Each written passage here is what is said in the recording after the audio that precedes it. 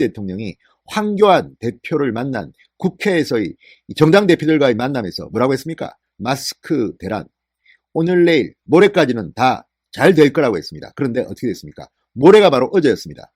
어제 또 국민들은 화가 났습니다. 200만 장 풀었다. 그래서 마트를 갔는데 하나로 마트를 갔는데 줄 서자마자 끝나버렸답니다. 마스크 구경도 못했답니다. 자, 문재인 대통령의 이런 말들이 자꾸만 거짓말이 되고 있습니다. 현장은 전혀 다릅니다. 그러니까 문재인 대통령이 할 수 있는 말은 현장 챙겨라, 현장 챙겨라 밖에 없습니까? 좀 더 과학적이고 분석적으로 공무원들과 소통할 수는 없습니까? 그리고 무엇보다도 이 사람들 다 누가 뽑았습니까? 문재인 대통령이 임명한 사람들입니다. 홍남기 부총리, 식품의약품처장. 자, 이 사람들이 이렇게 무능한 이유가 뭘까요? 문재인 대통령의 인사가 처음부터 문제는 없었을까요? 그리고 중국을 의식해서 처음에 큰 소리 많이 쳤죠. 중국에 500만 장을 준다, 기부한다. 지금 중국이 도로 받은 거 한국에 주고 있습니다. 국민들은 마스크가 없어서 발을 동동 구릅니다. 지금 길게 빗속에 줄을 서 있는 모습들을 보고 고영진 대구시장 비통해했습니다. 어떤 사람은 이게 대한민국이 지금 배급받는 나라냐 이렇게 한탄도 합니다. 이런 현실이 올 때까지 문재인 대통령은 도대체 뭘 하셨습니까? 왜 준비 못하셨습니까? 이 마스크에 대해서는 언론들이 한 달 전부터 경고 메시지를 계속 냈습니다. 이런 시그널을 보고도 청와대는 그냥 앉아서 하이고 이렇게 했습니까? 그리고 뒤늦게 불똥이 떨어지고 상황이 급박하게 돌아가고 현장에서 국민들이 비판을 하기 시작하니까 이제서야 현장 가라 이렇게 말하는 게 과연 온당한 것일까요? 정말 문재인 정권은 무능하다는 말밖에는 표현할 길이 없는 것 같습니다. 진성호의 융단 폭격 시작합니다. 문재인 대통령을 융단 폭격합니다. 방송에 앞서 아직 진성호 방송에 구독자가 아니신 분들은 붉은색 구독 버튼 눌러주시기 바랍니다. 더 좋은 방송으로 보답하겠습니다. 자, 문재인 대통령이 어제 청와대 홍남기 부총리 그리고 이의경 식품의약품안전처장 등으로부터 마스크 공급 대책과 관련한 긴급 보고를 받았습니다. 그리고 사실상 담당 정부 기관장을 질책했다고 언론들은 보도하고 있습니다. 문재인 대통령은 마스크 문제를 해결할 수 있는 모든 대책을 최우선으로 강구하라 이렇게 말했다고 윤두한 국민소통수석이 서면 브리핑에서 전했습니다. 문재인 대통령은 마스크 공급 계획을 세우는 것만으로는 문제를 해결할 수 없다. 정부 담당자들이 직접 현장을 방문해 문제점을 파악하고 해결하라 이렇게 지시했다고 합니다. 윤두한 수석의 브리핑입니다.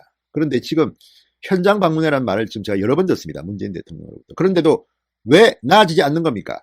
유은혜 교육부 장관, 사회부 총리 학교에 지급되어 있는 580만 개의 마스크를 수거해 가겠다고 합니다. 이미 일부는 수거해 갔습니다. 우리 아이들의 초중고등학교의 현장, 학교에 있는 마스크를 빼앗아서 국민들한테 판매해야 할 만큼 지금 정부의 무능은 극에 달하고 있다는 생각이 듭니다. 자, 문재인 대통령 지난달 28일 국회에서 열린 여야 사당 대표와의 회동에서 이렇게 말했습니다. 정부의 마스크 수급 관리가 부실하다는 지적에 국민에게 송구하다. 여러 대책을 내놨으니 오늘부터 내일 모레까지는 효과가 있을 것으로 본다. 정부를 믿어달라 그랬습니다. 자, 모레가 바로 어제였습니다. 모레가 바로 어제였습니다. 어제 현장에서는 여전히 마스크가 부족 현황을 빚었습니다.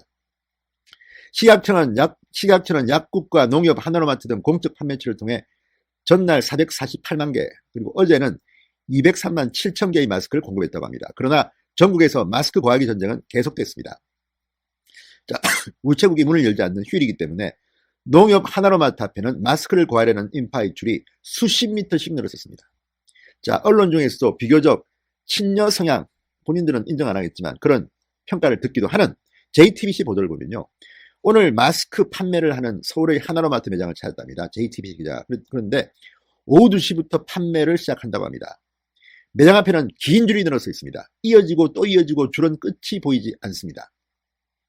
번호표가 있어야지 마스크를 구매하실 수 있어요. 오늘 번호표 배분은 끝났어요.